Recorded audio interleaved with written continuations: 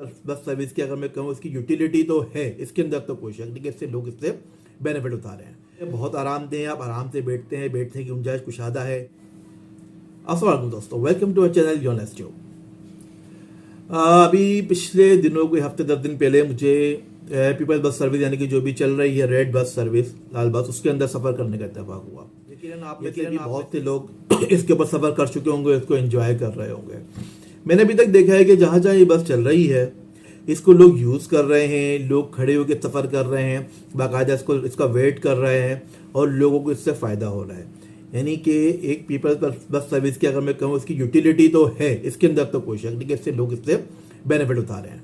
अच्छा, जब मैंने सफ़र किया, दूसरे लोगों से पूछा तो इसके अंदर अच्छी सहूलियात हैं, बस एयर कंडीशन है। उसके अंदर थोड़ा सा इशू ये आता है कि क्योंकि बार बार आपका गेट खुल रहा होता है तो एयर कंडीशन की वो आपको कूलिंग नहीं मिल पा रही होती। तो मैं समझता हूँ शायद गर्मियों के दिनों में इसके अंदर कुछ ना कुछ इश्यूज़ आएंगे। जब गर्मी बढ़ जाएगी, उसकी जो गेट्स होती हैं वो बार बार खुलेंगे, बंद होंगे जल्दी जल्दी, तो शायद उसकी कूलिंग के ऊपर कुछ ना कुछ इम्पैक्ट पड़े, या हो सकता है इनकी सर्विस की इसके अंदर इसकी कोई सेटिंग होगी उसकी कूलिंग को वो उन दिनों में बढ़ा दें। तो उसका ये, इसके अलावा सीटें बहुत आरामदेह हैं, आप आराम से बैठने की गुंजाइश कुशादा है। ख़वातीन के लिए अलग जगह है, मर्दों के लिए अलग जगह है। जो खड़े होने के लिए भी जो जगह है उसके लिए अच्छे हैंगर लगाए हुए हैं कि आप आसानी खड़े हो सकते हैं। तो यानी एक वक्त के अंदर कोई 70-80 लोग बैठ कर खड़े हो सकते हैं और आसानी से खड़े हो सकते हैं। चढ़ने उतरने के लिए जो इनके दरवाजे यूज़ किए वो बहुत ऊंचे नहीं है कि आप एक दो स्टेप ऊपर करके जाना पड़ रहा है, बल्कि थोड़ा सा है कि आप एक स्टेप लेकर जा सकते हैं। इसके साथ साथ इसके अंदर व्हील चेयर की एक्सेस भी, कि अगर कोई बंदा व्हील चेयर पर है तो वो भी इसके अंदर जल सफ़र कर सकता है। तो एज अ होल अगर हम देखते हैं तो ये सर्विस बेहतर है। मैंने देखा, लेकिन उसके बाद फिर मैंने कुछ और साथ साथ हम सब रोड पे सफ़र कर रहे हो तो मैंने एक और बात भी इसके अंदर सोची कि ये जो सर्विस है इट इज़ टू लिटिल। जो हम कहेंगे हमारे पूरे शहर, इतना बड़ा शहर है, उसके अंदर इतना 12 रूट चल रहे हैं और तकरीबन शायद 200-250 इसके अंदर बसेस चल रही हैं। इन्हीं दिनों, पिछले दिनों मेरे अखबार में खबर पड़ी थी कि कराची के अंदर तकरीबन कोई 18 से 20 हज़ार बसेस की ज़रूरत है और कोई 700-800 तो इसके अंदर बस रूट्स है कराची के अंदर। तो ये बस सर्विस इतने ज़्यादा बस रूट्स कैसे कैटर करेगी, जिसका मुझे यकीन बहुत मुश्किल नज़र आता है कि अगर इन्होंने भी सिंध गवर्नमेंट आहिस्ता आहिस्ता भी अगर इसके अंदर बसेस बढ़ाती है तो इसको होते होते कम से कम 5-7 साल तो लग जाने हैं। ऑन द अदर हैंड जब हम देखते हैं कि इसके साथ जो हमारी नॉर्मल ट्रांसपोर्ट है, जो बसेस हैं, वो उनकी हालत बहुत बुरी है। तो मुझे यह समझ में नहीं आता कि इतना ज़्यादा पैसा इधर लगाने के बजाय, दैट इज़ वेरी गुड, इसको मैं नहीं कह रहा पैसा लग रहा है, इससे लोगों को बेनिफिट भी हो रहा है, but at the same time जो कि हमारी लोकल ट्रांसपोर्ट है, जो हमारी बसें चल रही है, W11 चल रही है, 7C चल रही है, 1H चल रही है, मुख्तलिफ बसेस चल रही होती हैं, उनकी कंडीशन क्या है ये आप सबको, मुझे सबको पता है कि शीशे नहीं है, पीछे से भी टूटी हुई है, लोग छतों के ऊपर बैठ के सफ़र कर रहे हैं, बैठ जाओ तो कुर्सियाँ इस कदर ख़राब है कि आप बैठ जाए, ताफुल उसके अंदर से निकल रहा होता है, फिर कंडक्टर का रवैया वो सब बहुत ख़राब होता है।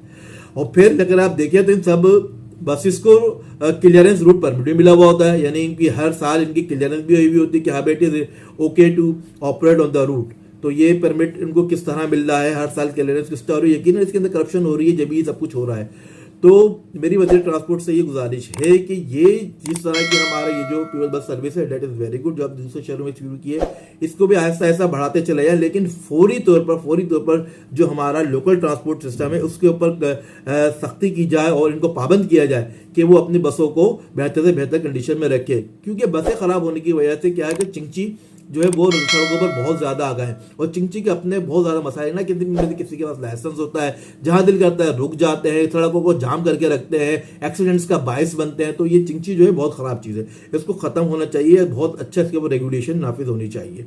और तरीका इसका यही कि जो हमारी बसेस, जब हम छोटे थे कॉलेज जाया करते थे तो बहुत बसेस हुआ करती थी, हम बसों में कॉलेज जाया करते थे, यूनिवर्सिटी जाया करते थे, देखते थे आराम से, और सब लोग उसी तरह सफ़र किया करते थे और होता था, एक सिस्टम बना हुआ था।